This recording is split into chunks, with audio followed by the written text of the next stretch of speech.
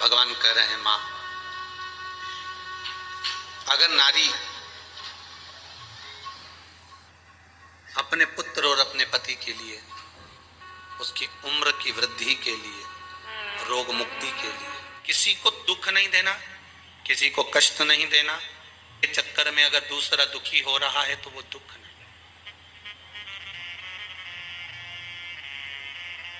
अपने चक्कर में किसी को कष्ट नहीं होना चाहिए।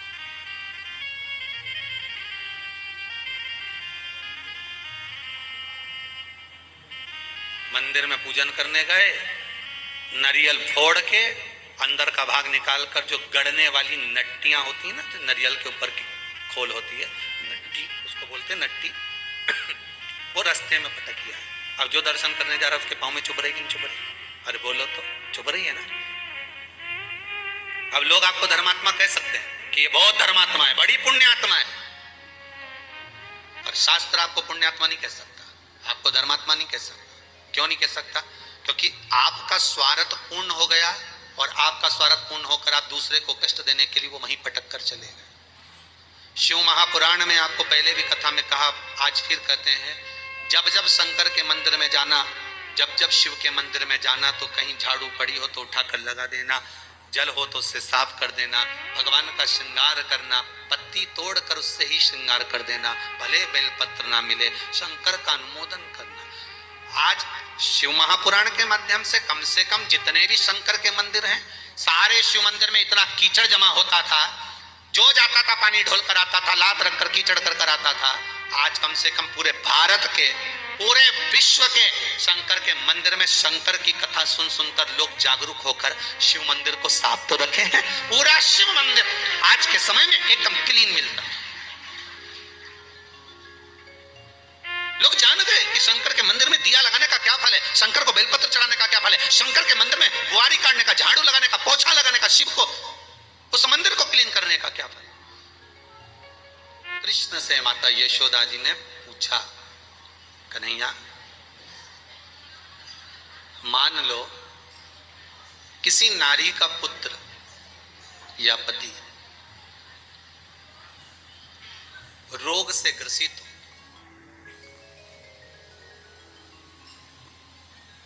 उसके पति की या पुत्र की आयु थोड़ी सी है,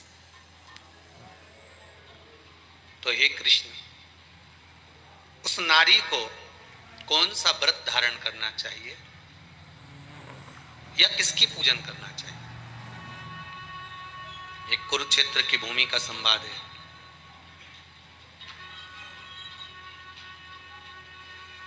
भगवान कह रहे हैं मां, अगर नारी अपने पुत्र और अपने पति के लिए, उसकी उम्र की वृद्धि के लिए, रोग मुक्ति के लिए, विश्व के ताप को कम करने वाले चंद्रदेव की आराधना, पूर्णिमा के व्रत को धारण करती है, तो नारी उस व्रत के प्रभाव से अपने पुत्र और पति की बीमारी को, रोग को हर लेती।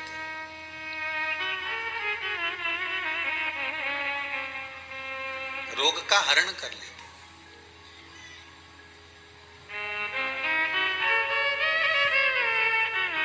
महाराज,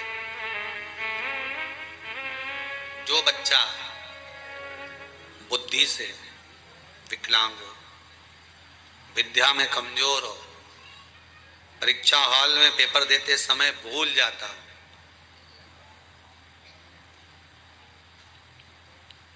विवेक काम ना करता, तो निवेदन है, किसी भी पूर्णिमा की रात्रि को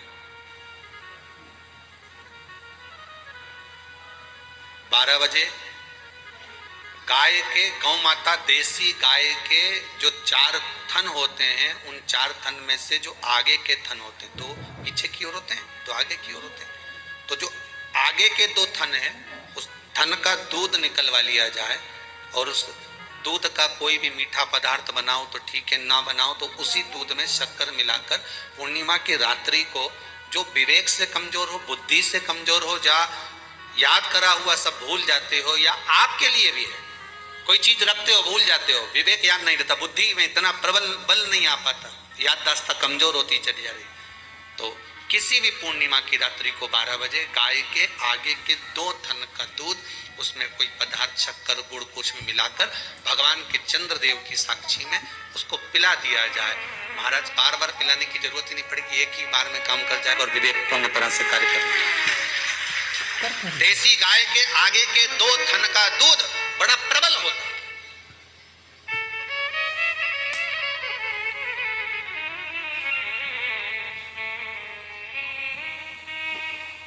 पूर्णिमा की रात्रि को 12 बजे उसका प्रयोग किया जाए। आप उस दूध को निकाल लो, शाम के समय, रात्रि के समय ग्वाले से कहकर जिसके यहाँ पर देसी गाय हो वहां निकलवा कर उसको रखा जाए, उसका पान करा जाए। महाराज रोग बीमारी में प्रबलता, तो मां यशोदा जी जग कल्याण के लिए पूछ रही है, संपूर्ण विश्व के कल्याण के लिए।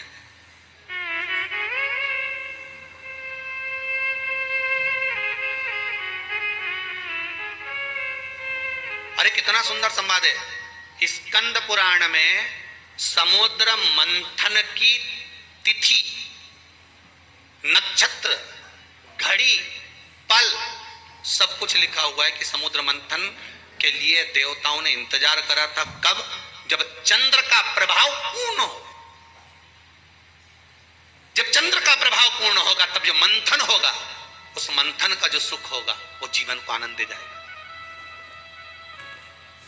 हो सकेगा तो कल की कथा में मंथन के लिए जो समय स्कंद पुराण में कहा गया कि ये समय में चंद्र प्रबल होगा, उस चंद्र की प्रबलता में मंथन का कार्य प्रारंभ करा जाए। देवता और राक्षस मिलकर मंथन करें। कल की कथा में वो पल, वो समय भी बताएंगे कि क्यों इंतजार कर रहे हैं कि चंद्र प्रबल हो तब हो।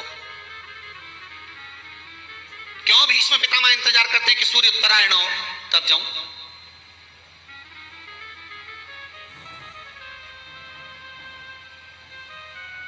जब देवता 33 कोटि देवता उस चंद्र के इंतजार में रहते हैं कि ये चंद्र प्रबल होगा, तब जाकर ये चंद्र यहां पहुंचेगा, तब जाकर हम मंथन करेंगे, तब जाकर वो अमृत मिलेगा, और उस अमृत को देवता धारण करेंगे तो वो आनंद पा जाएंगे। तो हम क्यों शरद पूर्णिमा छोड़े? हम क्यों एक एक पूर्णिमा छोड़े? एक एक पूर्णिमा के महत्व को जानिए। कोई पूर्णिमा साधारण नहीं है, कोई प्रदोष साधारण नहीं है, कोई शिवरात्रि साधारण नहीं है। 12 महीने शिवरात्रि पड़ती है, 12 महीने में प्रदोष पड़ते हैं, और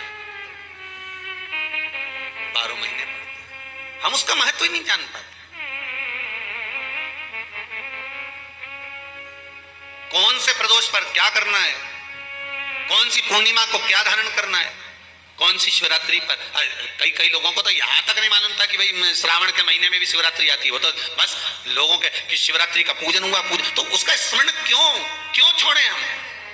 अगर ये वेद और शास्त्र ब्राह्मणों को दिए गए हैं, ये वेद और शास्त्र विद्वज्जन को दिए गए हैं, तो इसका स्मरण होना चाहिए कि हम निकालकर जनमानस तक ये चीज पहुंचाएं।